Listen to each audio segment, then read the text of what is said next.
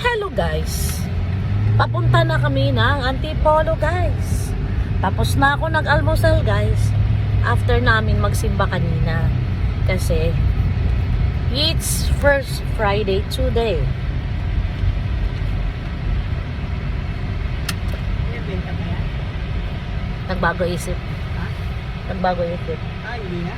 Hindi, ayaw po, meron man ng isang kapatid. Oh! At utusan dyan.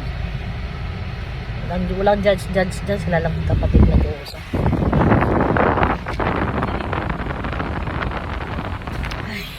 Oh, judicial, di namin sa dami. Yeah, Yan guys, ang nilagay ko ngayon guys ay Garnier na sunscreen. Kasi kanina naglagay na ako ng Celotex Face Hydration at saka facial lotion ng CeraVe. Ano yan? Ano yan? Salamin. Ito pa yung goma. Ah, tama ba ang pangalan, Kauling?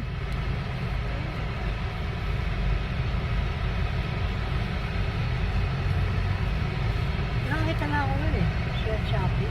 Ayan guys, Ang hanapin. pantay na ang laban.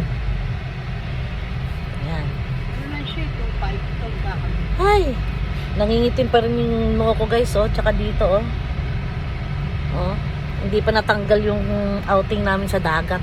Ang ano talaga, ang lakas talaga ng init ng simoy ng hangin ng dagat compare mo sa araw. Tingnan mo, oh, nangingitim pa. Yan. At saka dito kasi guys, itong part na to, ito kasi yung isa sa manipis na balat sa mukha kaya mabilis masunog.